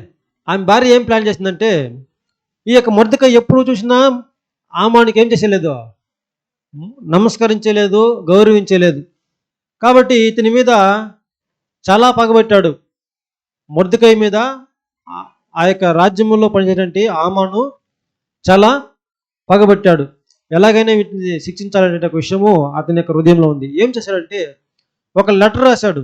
ఇతన్ని మాత్రమే కాదు, యూదులందరినీ కూడా దేశం నుంచి లేకుండా నాశనం చేయాలి, అందరినీ చంపేయాలని చెప్పిన విషయాన్ని అతను క్విక్గా లెటర్ రాసి రాజముద్ర అతని దగ్గర ఉంది కాబట్టి సీలు వేసి దేశాలకు కూడా పంపించేశాడు. అప్పుడు ఆ యొక్క యూదుల్ని చంపాలంటే ఎవరు వస్తారో దాంట్లో కూడా అందులో మొర్దెకై వస్తాడు, ఎస్తేరు వస్తాడు, అందరూ వస్తారు. ఇలాంటి ఆజ్ఞ బయలుదేరిన తర్వాత ఆ యొక్క విషయము ఎస్తేరుకి తెలుస్తుంది. ఎస్తేరు మొర్దెకై ఇద్దరు కూడా ఇలా ప్లాన్ వేస్తారు. నేను రాజుగారి దగ్గరికి వెళ్తాను, ఇలా మీ గురించి మనం వేడుకుంటాము, మీరు అందరూ కూడా ఉపవాసం ఉండి ప్రార్థనలో పెట్టండి అని చెప్పిన విషయం మాట్లాడుకున్న తర్వాత అక్కడ ఆమె ఎస్తేరు వెళ్ళి రాజు దగ్గరికి విందుకు పిలుస్తుంది. మొదటి రోజు వస్తారు, విందు చేసుకుంటారు. రెండో రోజు మళ్ళీ మరుసటి విందుకు పిలుస్తుంది. అప్పుడు కూడా మొర్దెకై వస్తారు, హామాను వస్తాడు. వచ్చిన తర్వాత రాజుగారి దగ్గర విన్నపాన్ని చెప్తుంది. ఈ విధంగా లెటర్ రాసి మమ్మల్ని అందరినీ కూడా చంపడానికి ఒక పన్నాగం వేయబడింది మీ యొక్క రాజ్యం నుంచి అంటే, అటువంటి దోషి ఎవరు అని అతను ప్రశ్నించగా అదో అతని యొక్క పేరు ఈ యొక్క హామాను అని చెప్పి ఆమె చెప్పటం. అదే సమయానికి హామాను ఫుల్గా తాగి ఎస్తేరు యొక్క కాళ్ళ దగ్గర క్షమాపణ వేడుకోవడానికి వెళ్ళి అక్కడ పడ్డము మత్తులో. ఆ సంఘటనను రాజు చూడడము, ఇంకా కోపం రగులుకోవడము అక్కడ జరుగుతుంది. దాని తర్వాత అతను రాజు ఆజ్ఞిస్తాడు, ఏమని హామాను తీసుకుని వెళ్ళి చంపాయనని. దీనికన్నా ముందు ఆ రాత్రి ఏం జరుగుతుందంటే ఆ యొక్క రాజు కొద్దిగా పండుకొని తన యొక్క దస్తావేజుల్లో అంటే తన యొక్క ఉన్నటువంటి రాజ పుస్తకాల్లో ఏం జరిగిందంటే సంఘటనలు మరొక మారు అది రిమెంబర్ చేస్తూ ఉంటే, గుర్తు చేసుకుంటూ చదువుతూ ఉంటే మొర్దెకై చేసినటువంటి ఒక సంఘటన అతనికి గుర్తుకొస్తుంది. మొర్దెకై ఏం చేశాడంటే ఒక రాజు దొంగలు ఇతని రాజు యొక్క ప్రాణాన్ని తీయాలని ప్లాన్ వేస్తూ ఉంటే మొర్దెకై కనిపెట్టి అది తెలియపరిచి తప్పిస్తాడు. కాబట్టి హామాను పిలిచి ఏమి చేయాలి, రాజు యొక్క ప్రాణాన్ని ఒకరు కాపాడితే అంటే, రాజు ప్రాణాన్ని ఎవరు కాపాడతారు, నేను తప్ప అని చెప్పే భావనతో ఇది చేయాలని చెప్పి ఫుల్గా చెప్తాడు ఆయన లిస్టు. రాజు గుర్రం మీద రావాలి, ఊరేగింపు వేయాలి, కిరీటం వేయాలి, మంచి వస్త్రం వేయాలి అనేటువంటి అవన్నీ కూడా మొర్దెకైకి నువ్వు చెయ్యి అంటాడు. అప్పుడు అతనికి దిక్కు తోచలేదు. సరే, ఆ అవమానం తట్టుకున్న తర్వాత ఈ యొక్క సంఘటన జరిగిన తర్వాత రాజుకి ఇంకా కోపం ఏర్పడి ఆ యొక్క హామాను తీసుకుని వెళ్ళి ఏం చేయాలా, చంపేయనని చెప్తారు. అప్పుడు చెప్తారు సైన్యాధిపతి, మొర్దెకైని చంపడానికి అతను 50 అడుగుల ఏం చేస్తాడు, స్తంభం ఒకటి నాటి పెట్టారు కొయ్య, ఆ కొయ్య మీద మొర్దెకైని చంపాలని చెప్పి అని చెప్తే అదే కొయ్య మీద ఎవరిని చంపుతారు, హామాన్ని చంపండి. చూడండి, ఇప్పుడు మొర్దెకైని చంపడానికి హామాను ఒక కొయ్య నడిపించాడు 50 అడుగులది. అదే కొయ్య మీద అక్కడ అతనే చనిపోయాడు. అప్పుడు ఏదైతే అతను విత్తాడో అదే ఒక పంటను అప్పుడు కోసాడని చెప్పి మనం చూస్తున్నాం సోదరులా. దీని తర్వాత ఇంకొక ఉదాహరణ మనం చూసినట్టయితే దావీదు చూసాం కదా, దానియేలు గారి గురించి మనం చూడవచ్చు. దానియేలు గారి జీవితంలో జరిగినటువంటి సంఘటన. దానియేలు గారికి ఏం జరిగింది, కపటోపాయంతో దావీదు గారికి ఒక అపాయం సంభవించేలాగా ఒక లెటర్ రాసుకుంటాను రాజు దగ్గర. ఎవరైతే రాజు గారికి రాజు యొక్క విషయానికి ఆజ్ఞకు లోబడకుండా ముక్కకుండా ఉంటారో వాళ్ళందరినీ కూడా ఏం చేయాలా, సింహం బోన్లో వేయాలి అని చెప్పి. సరే, ఆ రాజు ఆజ్ఞ చేస్తాడు. ఇచ్చిన తర్వాత చూస్తే ఎవరు తగులుకుంటారు కరెక్ట్గా, వీళ్ళు కనిపెట్టి దానియేలు చేయలేదు అని చెప్పిన విషయాన్ని మనం చూస్తాం. రాజాజ్ఞలు పాటించలేదు, ఆయన ప్రార్థన చేస్తున్నాడు వాళ్ళ దేవుడికి అని చెప్పి. అప్పుడు రాజుకి కూడా చాలా దావీదు గారు చాలా నచ్చి ఉంటారు. కొంతవరకు వాళ్ళ మధ్య సంబంధం ఉంటుంది, మంచి సంబంధము. రాజే బాధపడతాడు, కానీ రాజాజ్ఞను అతను కూడా ధిక్కరించలేడు. కాబట్టి సరే అని ఒప్పుకుంటాడు. అతన్ని తీసుకొచ్చి సింహబోన్లో వేసేస్తారు. అలా సింహబోన్లో వేసిన తర్వాత ఏం జరుగుతుంది? దానిల గ్రంథం 6వ అధ్యాయం మీరు చదవాలి. సరే, జరిగింది విన్నిందని చెప్పండి. సింహబోన్లో వేసిన తర్వాత ఏం జరుగుతుంది? సింహాలు వచ్చి దానిని తినేస్తుందా? అది చెప్పండి. మన ముందు సండే స్కూల్ నేర్చుకుంటారు కాబట్టి సింహం వచ్చి నోరుకు తెరవకుండా అక్కడ ఉంటుంది. రాజుగారు వచ్చి అడుగుతారు, దానియేలు నువ్వు జీవంగానే ఉన్నావా? నువ్వు ముఖ్యమంటే దేవుడు నిన్ను కాపాడి ఉన్నాడా? అవును రాజా, నేను నీతిగా ఉన్నాను, నాకేమీ జరగలేదు. అంతే, రాజుగారిని దానిని బయట తీస్తారు. రాజుగారికి వస్తుంది కోపము. ఎవరైతే ఈ యొక్క ఉపాయం పడినారో వాళ్ళందరినీ కూడా తీసుకొచ్చి ఏం చేయమన్నాడు? ఆ సింహబోన్లో వేసాం. అలా వేసి వేయంగానే పడంగానే సింహాలు ఎలా ఉండిందంట, ఎగిరి మధ్య ఆకాశంలోనే పట్టుకునే వాళ్ళని అవుట్ చేసేసాం. చూడండి, ఎవరు ఏదైతే విత్తుతారో అదే వారికి అక్కడ సంభవించింది అనేది ఈ యొక్క విషయాల్లో కూడా మనం చూడవచ్చు. దాని తర్వాత ఇంకా ఉంది సబ్జెక్ట్ అంటారా? ఎన్ని ఉన్నాయి బ్రదర్? చాలా ఇంకా మనకి అనుభవం రావాలంటే చెప్తాం. చాలు వచ్చేసింది మాకు తెలిసిపరిచిందంటే క్లోజ్ చేసుకుందాం. ఇంకొక ఉదాహరణ చూడాలంటే చూద్దాం. సరే, ఇంకా ఉన్నాయి, మనకి చాలినంత మరత తీసుకుందాం. కొత్త నిబంధనకి వచ్చినామంటే అపోస్తలుడు పౌలు గారు ఉన్నారు. అతని గురించి మనకు చాలా బాగా తెలుసు. అపోస్తలుడు పౌలు అపోస్తల కార్యం 6-7 అధ్యాయంలో మనం గమనించినప్పుడు స్తెఫను గారిని కొట్టి చంపుతారు. అక్కడ 8వ అధ్యాయం 1వ వాక్యం మనం గమనించినప్పుడు అక్కడ చదవండి సిస్టర్, వాక్యం మాత్రం. ఆ కాలమందు యెరూషలేములోని సంగమునకు గొప్ప హింస కలిగిన అందరూ యూదయ సమరయ దేశముల యందు చెదరిపోయిరి. అదేనా అపోస్తలుల కార్యం 7 చదవండి, 7 చివరి వాక్యం. మోకాళ్ళుని ప్రభువా వారి మీద ఈ పాపము మోపకుమని గొప్ప శబ్దముతో పలికెను. ఈ మాట పలికి నిద్రించెను. సౌలు అతని చావునకు సమ్మతించెను. సౌలు అతని చావుకు సమ్మతించెను. స్తెఫను గారి యొక్క చావుని సాక్ష్యంగా తన యొక్క వస్త్రాలను పెట్టుకుని ఆ యొక్క చావుకి ఇతను సమ్మతించాడని చెప్పి అపోస్తలుడు పౌలు గారి యొక్క జీవితంలో జరిగినటువంటి ఒక విత్తనం చూస్తున్నాం. సోదరులారా, ఈ యొక్క పంటను అతను ఎక్కడ కోసాడు? స్తెఫను గారిని రాళ్ళు రువ్వి చంపాలి, దానికి నేను సాక్ష్యం చెప్పి ఆడ ఉంటాడు. ఎవరు? సౌలు. అప్పుడు పౌలు కాలేదు ఇంకా, అంటే పేరు ముందు సౌలు. అలా సౌలు ఉన్నప్పుడు స్తెఫను గారు ఈ విధంగా ప్రార్థన చేస్తాడు. ఏమని? ప్రభువా ఈ యొక్క పాపము వాళ్ళ మీద మోపతండి.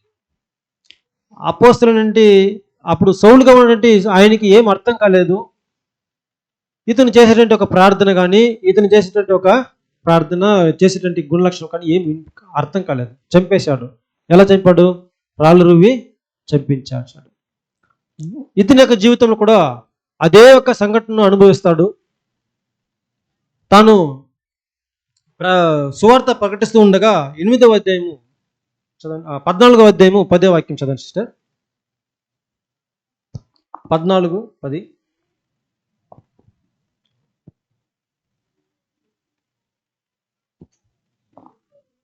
అతడు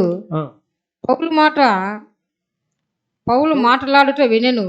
పౌలు అతని వైపు తేరి చూచి స్వస్థత పొందుటకు అతనికి విశ్వాసం ఉండెనని గ్రహించి నీ పాదములు మోపి సరిగా నిలువుమని బిగ్గరగా చెప్పినప్పుడు అతడు గంతులు వేసి నడవసాగెను. చదవండి.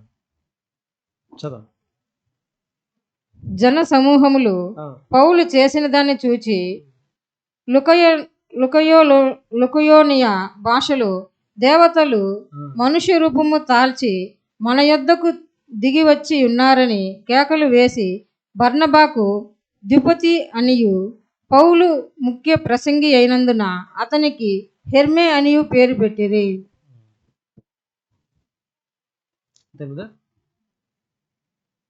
ఎంత వచ్చిందా సిస్టర్? 12 వరకు చదివాం. రైట్. ఇప్పుడు ఇక్కడ జరిగిన సంఘటనలు అక్కడ వివరిస్తూ ఉన్నారు. వాళ్ళు వచ్చి దేవునికి సువార్త ప్రకటిస్తూ ఉండగా ఒక ఏ మనుషుడు అతను కాళ్ళు బాగలేనంటే అవిటి వాడి యొక్క కాళ్ళను చూస్తాడు. దాన్ని చూసి అపోస్తలుడు పౌలు గారు గ్రహిస్తారు, ఇతనికి చాలా విశ్వాసం ఉంది, ఇతను స్వస్థపరచాలని చెప్పి అతన్ని స్వస్థపరుస్తాడు.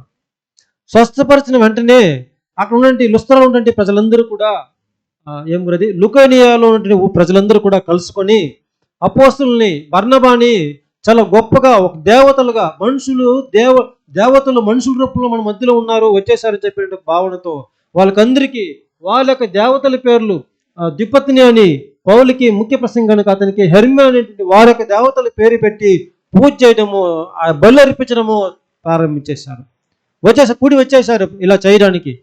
అపోస్తలుడు పౌలుగా చెప్తారు, అయ్యయ్యో సహోదరులారా, మీరేమి పని చేస్తున్నారు? మమ్మల్ని పోయి దేవుళ్ళుగా భావించి మాకు బలి అర్పించడం రావడము ఇది చాలా దేవునికి నచ్చినటువంటి కార్యము అని చెప్పి వస్త్రాలు చింపుకొని వాళ్ళ దగ్గర ప్రాధేయపడి వాళ్ళని బలి అర్పించకుండా ఆపడము వీళ్ళకి తలపడం తోక వచ్చినట్టు అయ్యింది. దాని కింద వాక్యం చూడండి సిస్టర్. పట్టణంలో ఎదురుగా ఉన్న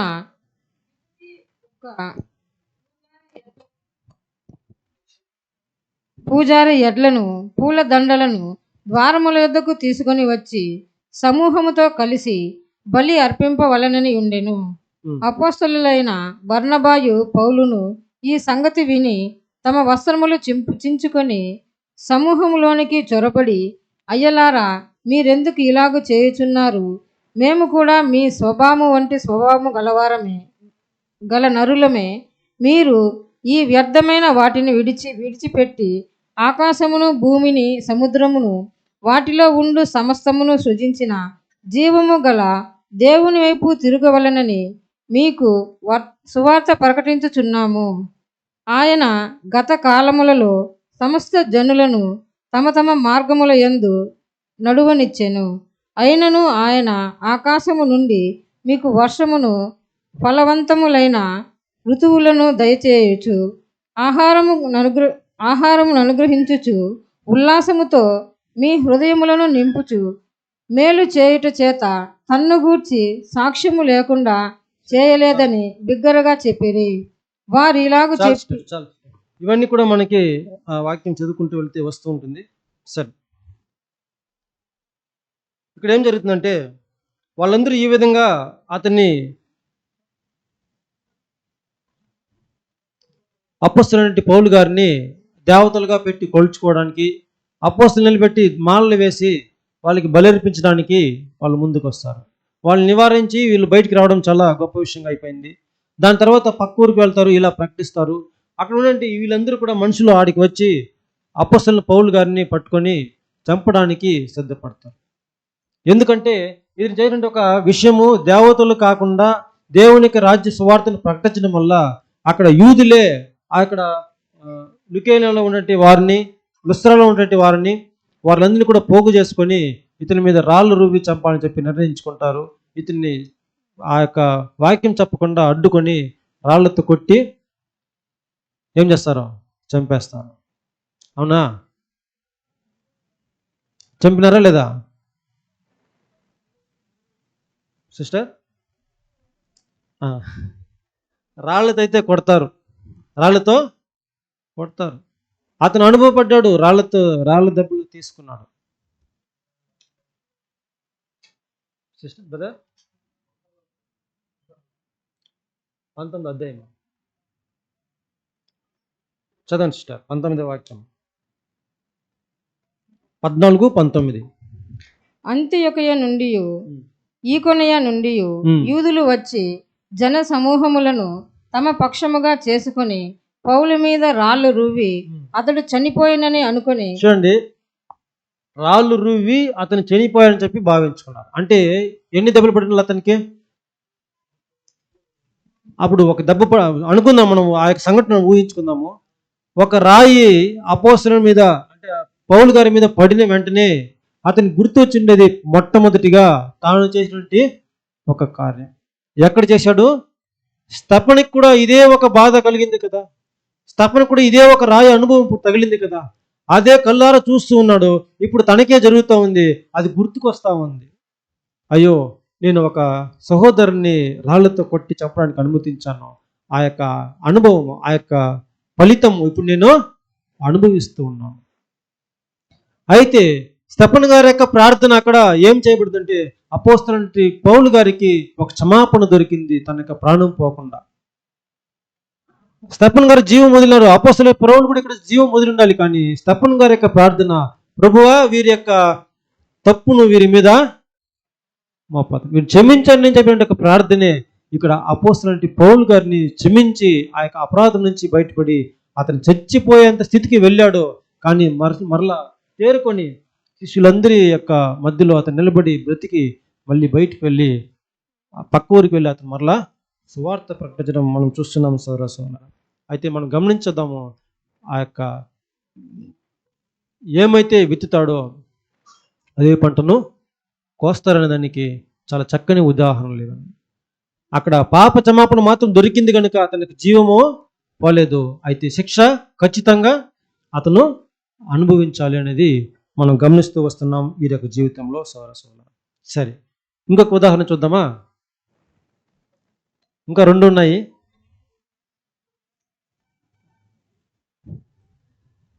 ఎన్ని అధ్యాయాలు ఉందని అడుగుతారు. సరే, నాకు ఇవ్వబడిన సమయం అయిపోయింది అనుకుంటా. 2 ఉదాహరణల్ని మనం చూసుకొని మనం వెళ్దాం. సింపుల్గా చెప్పడానికి ప్రయత్నం చేస్తాను. మీకు అందరికీ తెలిసినటువంటి విషయాలే. 2 వాక్యాలు మాత్రం చదువుకుందాము. హెబ్రీ రాసిన పత్రిక 2వ అధ్యాయం 14వ వాక్యం.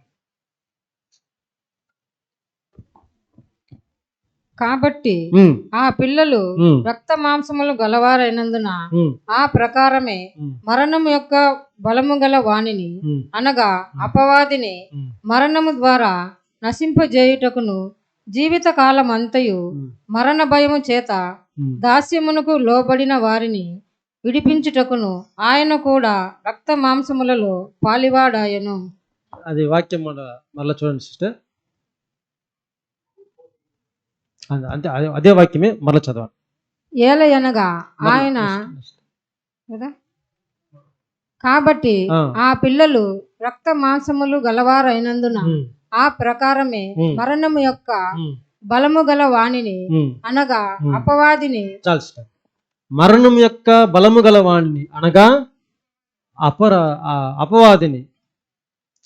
ఇప్పుడు మరణాన్ని తెచ్చింది ఎవరు లోకానికి? సింపుల్గా సాతాను మరణం తెచ్చాడు. కాబట్టి సాతానికి ఏమొస్తుంది? అవునా? అంతే. ఉదాహరణ ఇక్కడ వాక్యం చూపిస్తున్నాను. సాతాను మరణం తెచ్చాడు, ఆయన మరణానికి బలం కలిగిన వాడు. మరణాన్ని తెచ్చి ఇక్కడ భూలోకంలో అతను ఇచ్చాడు, ఆ యొక్క హేతువు చేశాడు, మరణాన్ని తెప్పించాడు. చేసిన పాపం వల్ల ప్రతి ఒక్కరు కూడా మరణిస్తున్నారు. దానికి ఫలితము సాతాను చచ్చిపోతాడా అనేదానికి వాక్యం చూస్తే చూద్దాం. ఎజెకేలు 28:18. ఎజెకేలు 28:18.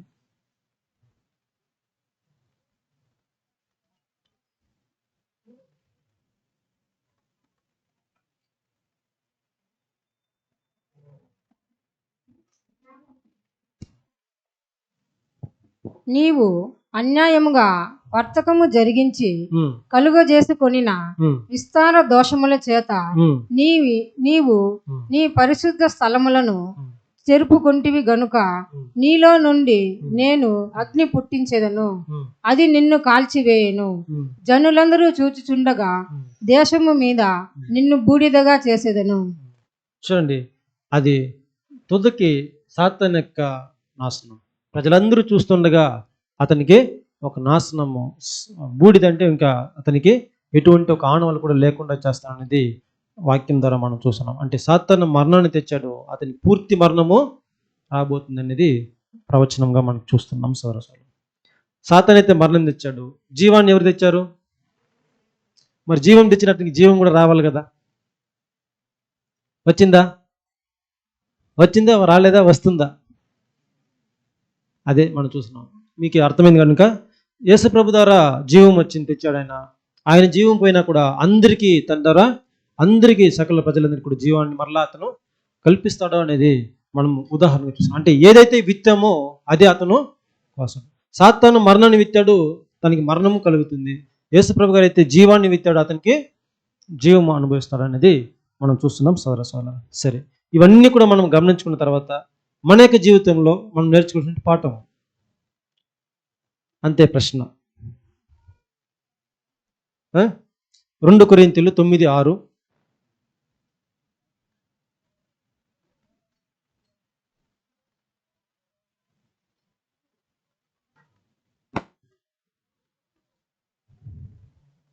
రెండు కొరింథీయులు 9:6.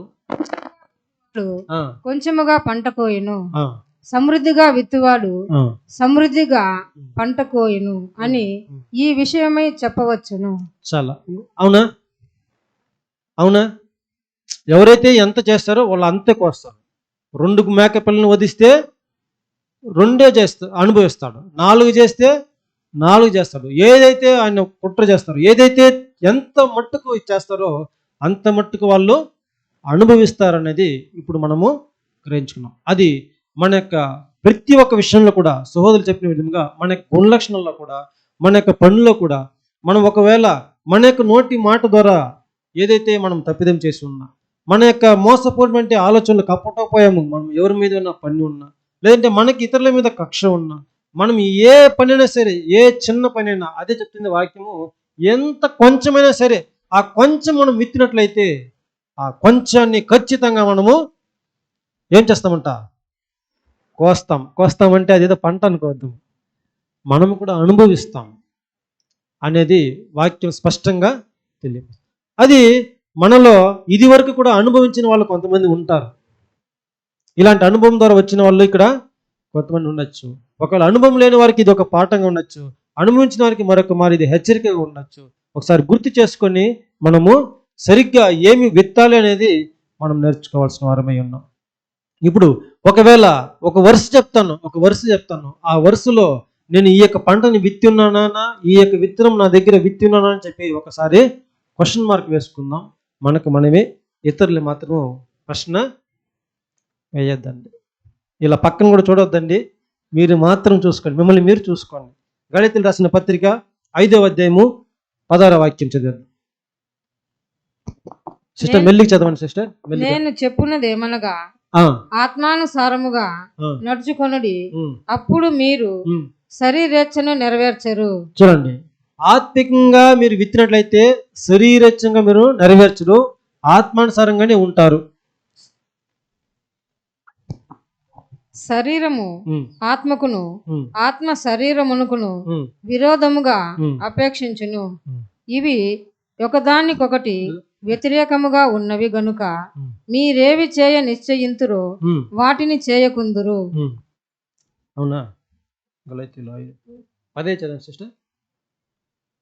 5:15 19 ఉందా? శరీర కార్యములు చదవండి. శరీర కార్యములు స్పష్టమై ఉన్నవి. శరీర కార్యములు స్పష్టంగా ఉంది. శరీరం అంటే ఇందాక చదువుకున్నాం శరీర కార్యములు అని చెప్పి. శరీరం అంటే శరీర కార్యంలో ఈ యొక్క శరీరం అంటే వాక్యం చెప్తుంది, ఈ యొక్క శరీరం మట్టి. నువ్వు ఎక్కడి నుంచి వచ్చావో మట్టి. ఈ యొక్క మట్టిలో మనం ఏదైతే విత్తుతామో అదే మనము కోస్తాం. లేదంటే మనం ఏదైతే చేస్తామో శరీర కార్యంగా వాక్యం చెప్తా ఉంది. ఆ కార్యాల వరుసలు మనం గమనిద్దాము.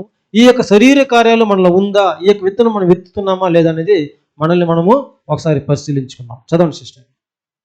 అవేవనగా జారత్వము, అపవిత్రత, ఒకటి జారత్వము, అపవిత్రత, అపవిత్రత, కాముకత్వము, సిస్టర్ కాముకత్వము, కామకత్వము, విగ్రహారాధన, అభిచారము, ద్వేషము, కలహము, మత్సరములు, క్రోధములు, కక్షలు, భేదములు, విమతములు, అసూయ, మత్తతలు, అల్లరితో కూడిన ఆటపాటలు మొదలైనవి.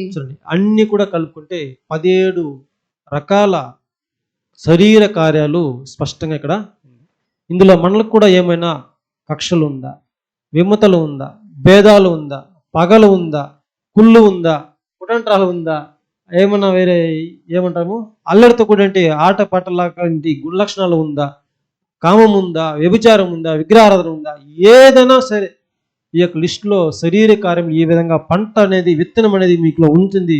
ఇది మనలో మొలిచి ఉందా, మనం ఏమన్నా తెలియకుండా విత్తేసామా? సోదరులు చెప్పిన విధంగా మనం ఒకటి విత్తామని అనుకున్నాం, మంచి గోధుమలు విత్తాము, అక్కడ అది ఏం రాలేదు, ముళ్ళ పొదలు లాంటి ఒక విషయము వచ్చేసింది. అది శరీర కార్యములు. సోదరులారా, ఇది ఏమన్నా మనలో ఉందా అనేది మనల్ని మనం ఒకసారి పరిశీలన చేసుకున్నాం. మనకు ఉండాల్సింది ఏంటి? ఆత్మీయ కార్యములు, ఆత్మీయ ఫలములు. అవి ఎన్ని ఉన్నాయి? 9 ఉన్నాయి. ఆ 9 ఉంటే మనకు చాలు. ఇవి మనకు అవసరం లేదనేది మనం స్పష్టంగా చూస్తున్నాం. సోదరులారా, చివరిగా ఒక వాక్యం అది చదువుకుందాం. యోబు గ్రంథం నుంచి 4వ అధ్యాయము 7 వాక్యం చదవండి సిస్టర్.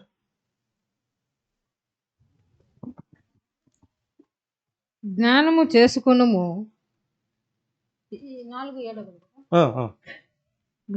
చేసుకొనుము, జ్ఞాపకము చేసుకొనుము, నిరపరాధి అయిన ఒకడు ఎప్పుడైనా నశించిన యథార్థ వర్తనులు ఎక్కడనైనా నిర్మూలమైరా. చూడండి, క్వశ్చన్ ఏం చెప్తామంటే ఒకసారి గుర్తు చేసుకోండి. మీరు ఒకసారి గుర్తు చేసుకోండి. నిరపరాధి అయిన వాడు, యథార్థ ప్రవర్తన కలిగిన వారా? యథార్థ వర్తనులు. యథార్థ వర్తన అంటే యథార్థమైనటువంటి వారు ఎక్కడైనా నిర్మూలమైరా.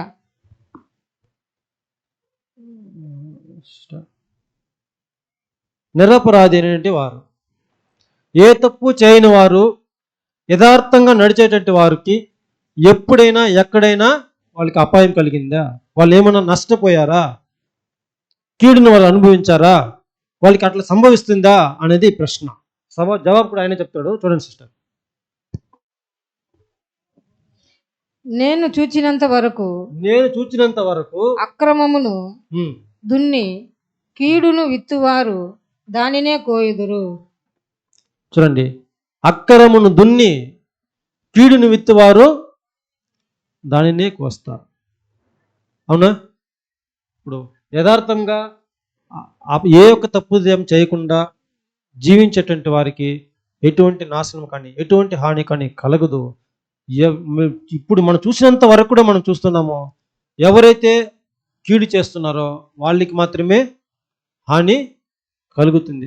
ఆ పంట వాళ్ళు మాత్రమే కోస్తారనేది మనం చూస్తున్నాం. అందుకే మనం చదువుకున్నాము, మనిషి ఆధారవాక్యం మరలా చదువుకొని ముగించుకున్నాం.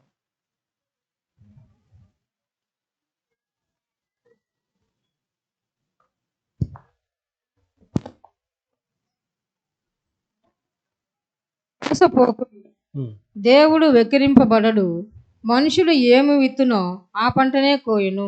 చూడండి, ఆ మనుషుడు ఏమి విత్తాడో అదే పంట కోస్తాడు.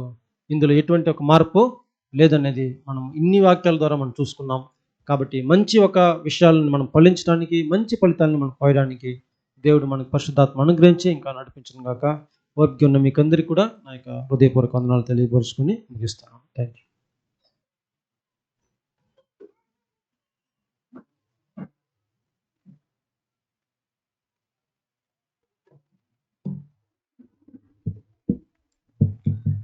Thank you brother. ఈరోజు కూడా దేవుని యొక్క కృప ద్వారా ఒక గొప్ప సత్యాన్ని కూడా సహోదరులు మనకు అందించారు. ప్రియమైన సహోదరులారా, ఈరోజు మనం చూసినట్లయితే ఆధార వాక్యం గలతీలు 6:7 తీసుకొని ఆధారంగా మనుషుడు ఏమి విత్తునో ఆ పంటనే కోయినని ఒక తలంపు ద్వారా కొత్త నిబంధనలో ఒక వాక్యం తీసుకొని దానికి ఆధారంగా అనుగుణంగా పాత నిబంధనల అనేక ఉదాహరణలు మనకు సహోదరుడు మనకు తెలియపరుస్తూ వచ్చాడు. ఆది కాండం నుంచి మనం చూసినట్లయితే అనేక అధ్యాయాలు మనం తెలియపరుస్తూ వచ్చినాం. మొదటగా ఆది కాండంలో ఎవరి గురించి మనం చూసుకున్నాం? యాకోబు గురించి, ఆయన గురించిన విషయాలు మనము తెలుసుకున్నాం. రెండవదిగా మనం చూసినట్లయితే ఎవరి గురించి చూసాం? రెండవది దావీదు. అంటే వినలేదా? దావీదు ఏ యొక్క అధ్యాయంలో ఉంది? 2 సామ్యుయేలు 19 అన్ని అధ్యాయాల్లో సహోదరు మనకు వివరించారు. ఆయన జీవితంలో జరిగినటువంటి కొన్ని విషయాలు,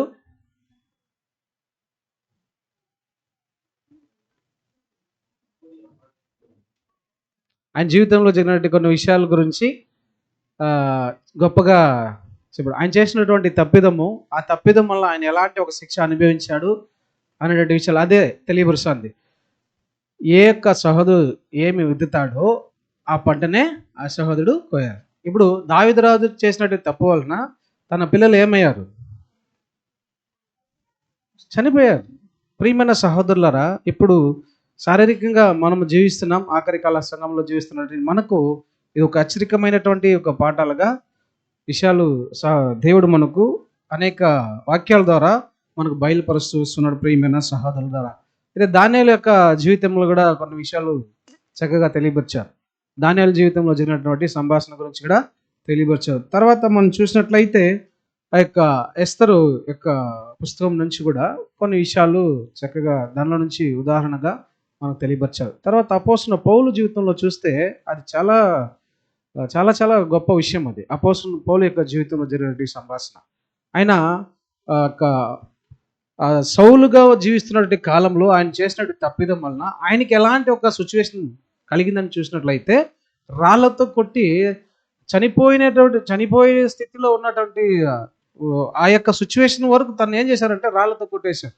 అయినా చూడండి, ఆయన ఏం కాలేదు, అక్కడికి వెనుదిరిగిపోలేదు, చనిపోలేదు.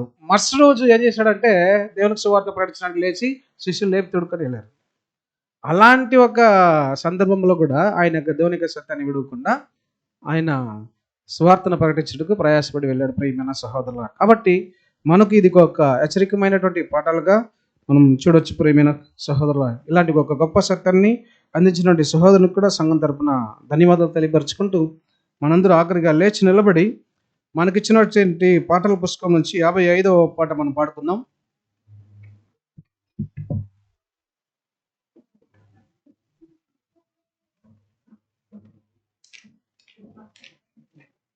ప్రియ యేసు రాజును చూచిన చాలు. పాటల పుస్తకం నుంచి ఆయనతో ఉంటే చాలు, ప్రియ యేసు రాజు చాలు, మహిమాలో నేనాయనతో ఉంటే చాలు, నిత్యమైన